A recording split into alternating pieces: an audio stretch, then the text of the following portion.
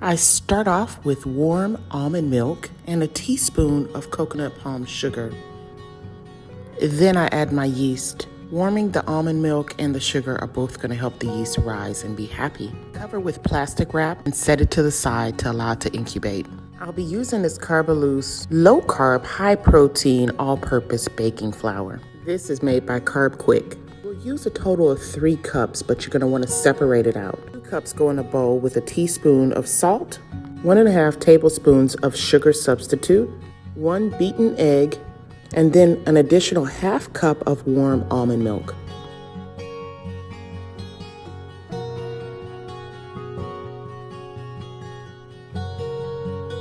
Now it's time to add our yeast. Look how nice and fluffy it got. Using my fork, I'm going to mix and incorporate all the ingredients very well, and then add additional flour as needed. Once it's dry, I turn it out onto my surface and begin the kneading process. There'll be another opportunity to add more of the all-purpose, keto-friendly flour here as well.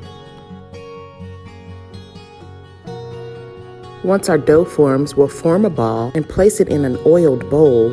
I again like to cover mine with plastic. We'll let it sit until it doubles in size. For the filling, I use 7 more tablespoons of vegan butter, a brown sugar substitute, and 2 tablespoons of cinnamon.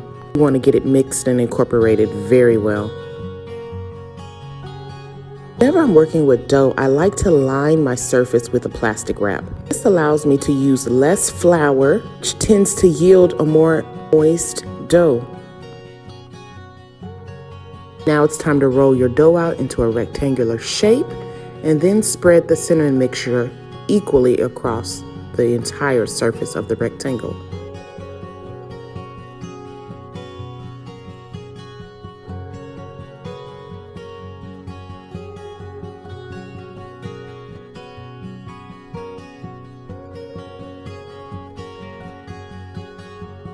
Now it's time to get your roll on.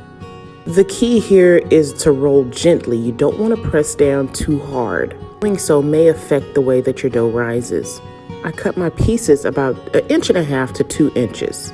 Then strategically place each roll in the pan so that they're touching each other. There, we'll set it aside and let it double in size again, and then bake at 350 for about 15 to 20 minutes, depending upon your oven. I'm Chef Mimi J. Thank you so much for watching, guys.